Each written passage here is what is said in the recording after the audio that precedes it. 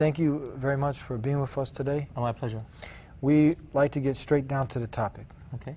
You have a series that you did, Journey to the Hereafter, and we encourage everyone to go to the website, thedeanshow.com. We have his series. It's under the video page, and it takes you through a step-by-step of what happens when death reaches you, and then the steps from there.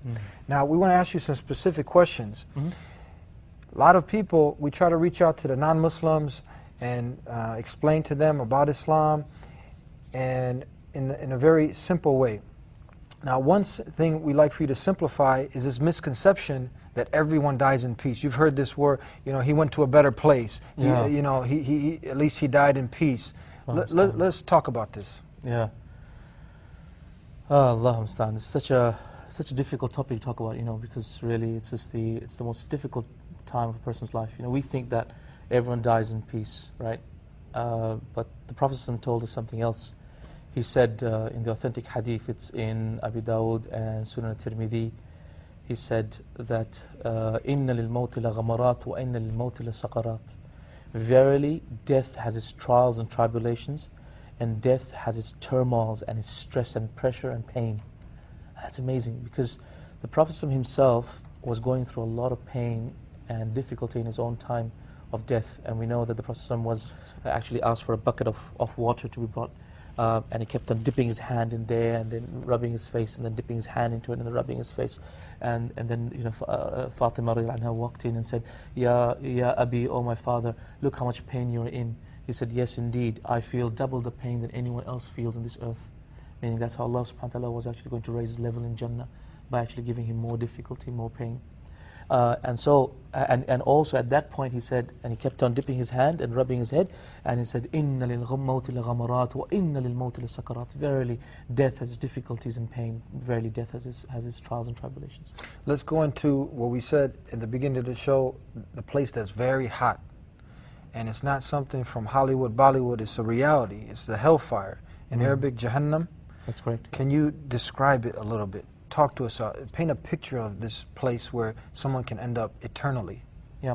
You see, the concept of Jahannam is not the concept of Jahannam that, you know, perhaps Christians may have. You know, if you ask Christians, for example, okay, what is hellfire to you? Many of them would say, you know, hellfire is, they have this vague notion what hellfire is. You know, they have these Hollywood images of perhaps, you know, Satan being there, the fire coming out of here, but then you end up falling into this piece of ground in which there's nothing there. As far as, you know, and they have these vague ideas. Some of them even say things such as, you know, Jahannam is like this earth anyway. You know, it's like this earth is difficult and you have to work hard, you know, to earn a living. That's a concept of Jahannam. The concept of Jahannam that Allah subhanahu wa ta'ala tells us in the Quran is totally different. It's totally different. It is a fire that has been lit for 70 years until it became white. And then 70 years until it became red. And then 70 years until it became black. It is a fire from which a stone was thrown from the top of which only after 70 years it reaches the bottom. It is a fire that innaha lava. The Prophet says, Allah subhanahu wa ta'ala says in the Quran, Kalla innaha lava. Nay, verily it is the lava. Lava in Arabic means something that as soon as it touches, vaporizes and destroys. So it is a fire that is so intensely hot that it vaporizes and burns straight away. You know, you nearly don't even have time to sweat. You know how something that's so hot, there's no way of sweating because it just evaporates right away.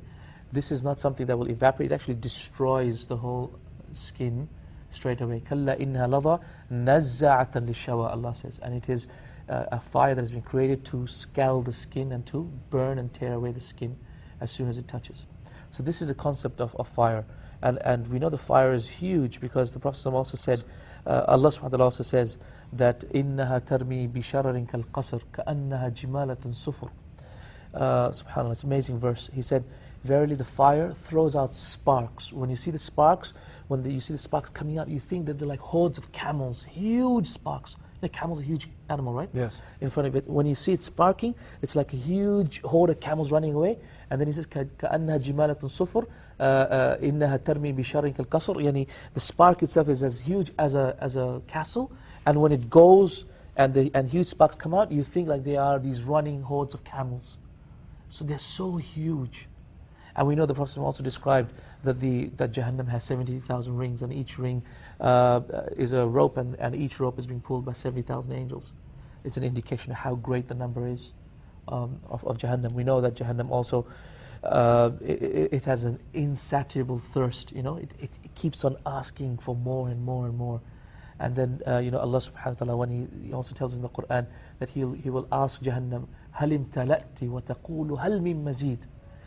When Allah says in the Qur'an, in Surah Qaf, He says, and when Allah asks Jahannam, هَلِ امْتَلَأْتِ, are you full yet?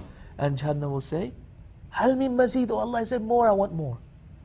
And so the authentic narrations narrate that Jahannam will not be satisfied until Allah subhanahu wa ta'ala stomps it with His own feet. Now, for our non-Muslim viewers who they heard some few Arabic words, and so they don't feel like they have to take an Arabic class, can you just define some of, like you said Allah, you said the Prophet, you said some other Arabic words. Can you just, for our non-Muslim audience, can you define these? Yeah, of course. Allah is God, the one and only deity worthy of worship. That's God, and He is not one of three. He is one in one. That is who God is, and He is the one worthy of worship.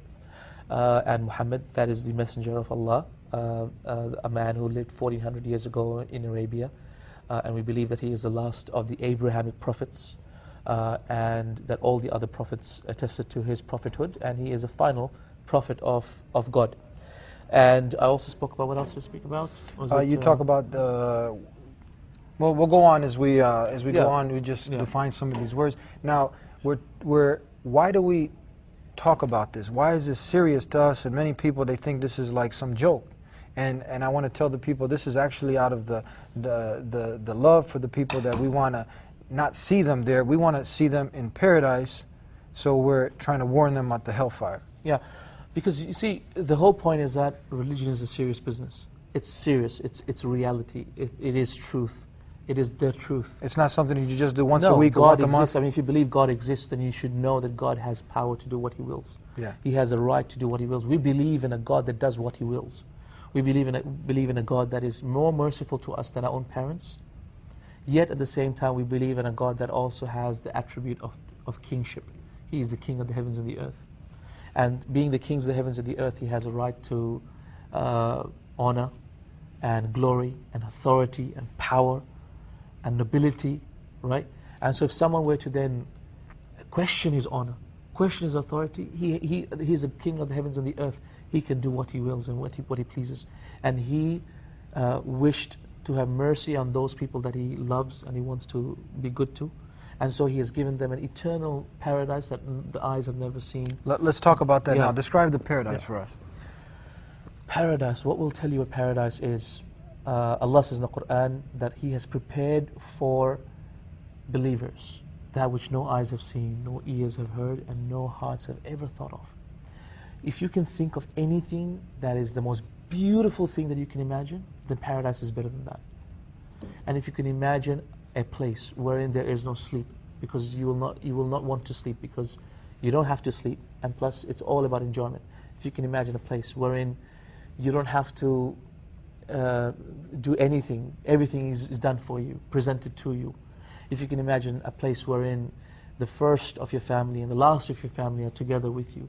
If you can imagine a place in which it's all about eternal blessings and happiness and about enjoyment. If you can imagine a place wherein you will dine and you will feast not out of hunger or need, but you will do so out of pleasure, because it is a means of pleasure for human beings. If you can imagine a place wherein you will be able to fly in paradise like a bird, that is what paradise is. If you can imagine a place that is everlasting, that is like the heavens and the stars, at each level being the distance of the heavens when we look up. That's just one level of 100 levels of paradise. If you can imagine rivers flowing in paradise, if you can imagine that whenever you want to eat a fruit, that the tree actually bends itself and comes to you and presents itself. If you wanted to look, and if you wanted to eat a bird or a fowl, for example, it would become barbecued and presented in front of you straight away as soon as you desire it. If you can imagine the most, the absolute pleasure that you'd want, any sort of pleasure, any sort of blessing that you want.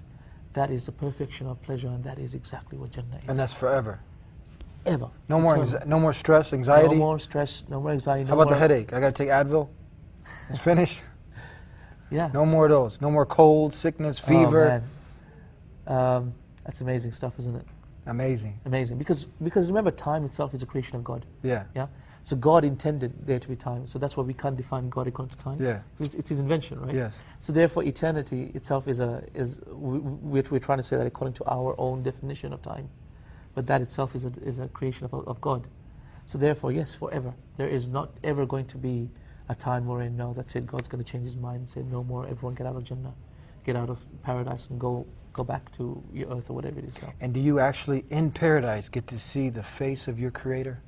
You do get to see the face of your Creator. And that's one of the most beautiful things, isn't it? Isn't it? For yeah. you to actually see Allah, you know, the one that you've been worshipping and praying to and saying, I wish I could see Him. You know, that is the worst thing that could really happen to you is for you to live in eternity and never be able to see God.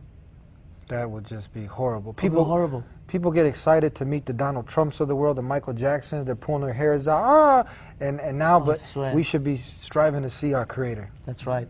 That's right. The Creator, Donald Trump. That's right.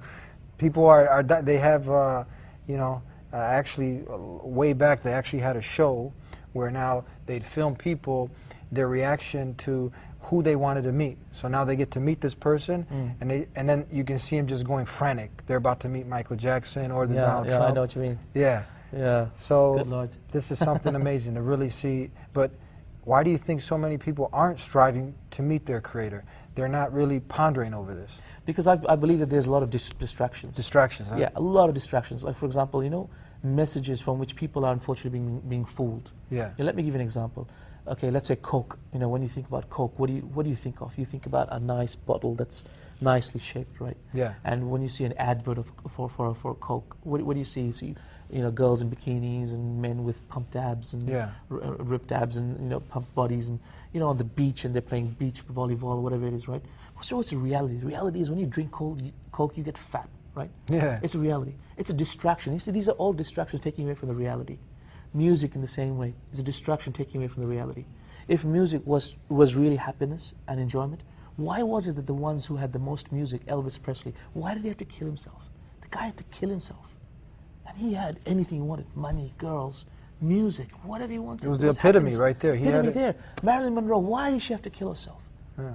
The queen of the cinemas, why? And the new one that just died that was mimicking her, right. Anna Nicole Smith. Anna Nicole Smith, why did she have to kill herself? She was, every man wanted her, right? And she had money, she had wealth, she had everything. Why did she's taking drugs like crazy? She's, what in the world? It's because these are distractions. Nothing gives you true pleasure like truly knowing your Creator. Nothing gives you pleasure except knowing your purpose in life. And believe me, when you don't know your purpose in life, that life is not worth living. When you think your purpose in life is to buy a dog, when you think that your key has a purpose, and your keychain has a purpose, and your door has a purpose, your car has a purpose, your computer has a purpose, and you don't have a purpose, that is absolutely pathetic. I'm sorry, but you're better than that. Okay? So I think, you know, stay away from all these distractions. Clear your mind. Don't let these distractions bother you. Think about what is the purpose of a human being. Why was it created? Why am I here? Why am I going to pass away? And you know you're going to pass away. Your parents have passed away. Your family's passed away. People you know have passed away. You know you're going to pass away. Why are you going to pass away? What's going to happen when you pass away? Is it really that there's nothing after death? Or is there really something? Where did you come from? Did you come from nothing? You came from nothing. So therefore, you know, what is the purpose of your life? Try and search for that. I'm sure once someone searches for that and really starts to give themselves value, that's when you start questioning and asking these really important questions. It's unfortunate that we, you know, give all these other things value. We don't give our own life value.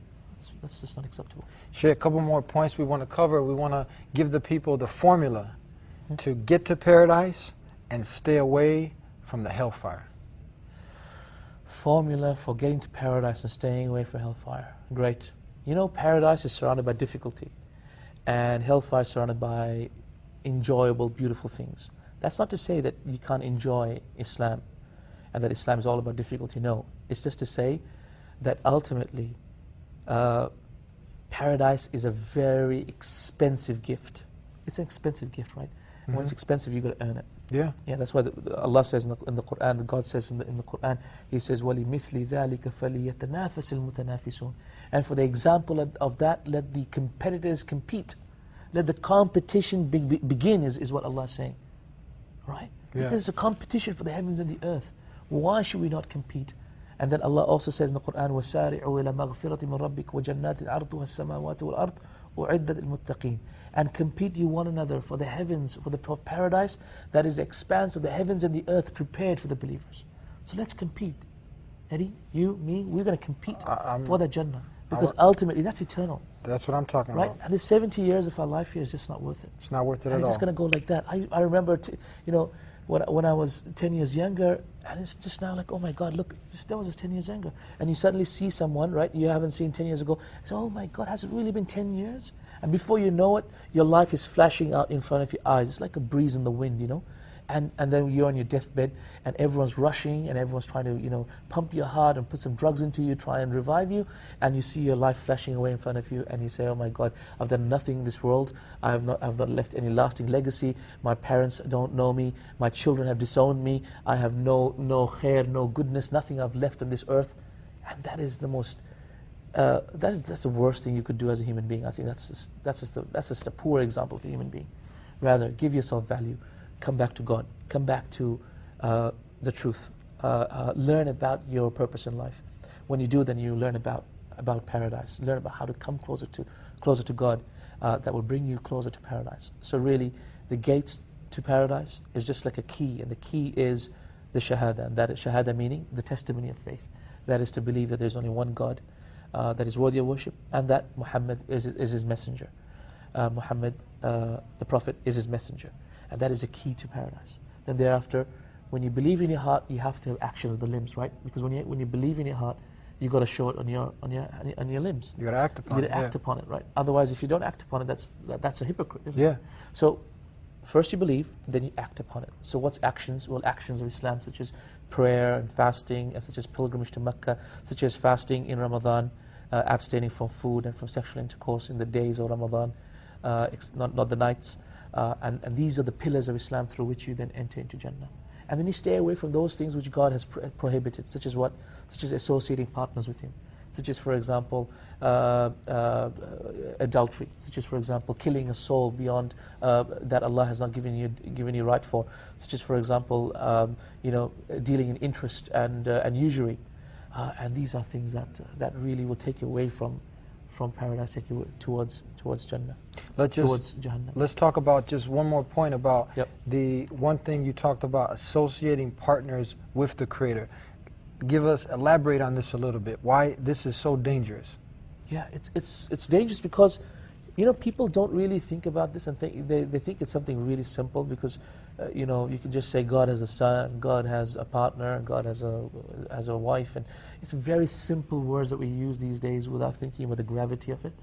But in reality, if you knew that God was a king, if you knew that God had great honor and His honor was greater than yours, then you'd be very careful about the words that you use, because ultimately you're going to offend God.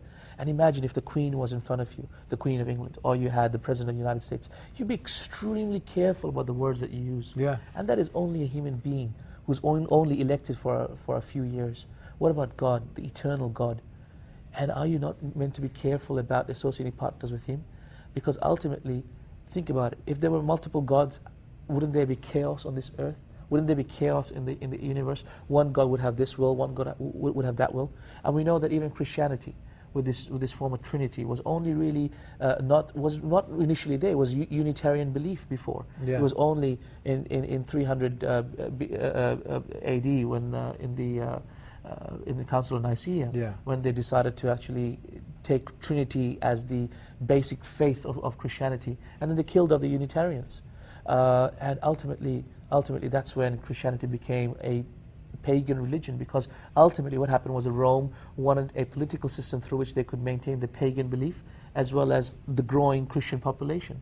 And so Constantine said basically in 320 BC, AD, if I remember correctly, he basically said, you know what, I need a system through which my people who are pagans will accept it, and the Christians will also accept it. So he came up with this pagan Christian faith of Trinity, 3 gods instead of one. So the pagans are happy because there's more than one, and Christians are happy because now they got more than one God to go back to, and this is crazy. There's only one God. There's only one God. Worship Him alone. God. Worship Him alone. No That's partners it. with Him. No partners. Simple message. Very simple message. Sheikh, I'd like to thank you very much for being with us. It's really my pleasure. Inshallah, we can have you back again. It will be my absolute pleasure to be back again. Thank you. Thanks. And I'd like to thank everybody for sitting tight through another episode of The Deen Show. If you miss us on the TV in Chicago, all of our shows are on thedeenshow.com, THEDEEN show.com. And the main message of Islam. And if you can dig this, that you worship no one except the creator of the heavens and the earth and not his creation, and then you can dig Islam. It's as simple as that. We invite you to come back every week for a new show. Until next time, Assalamu alaikum, peace be unto you.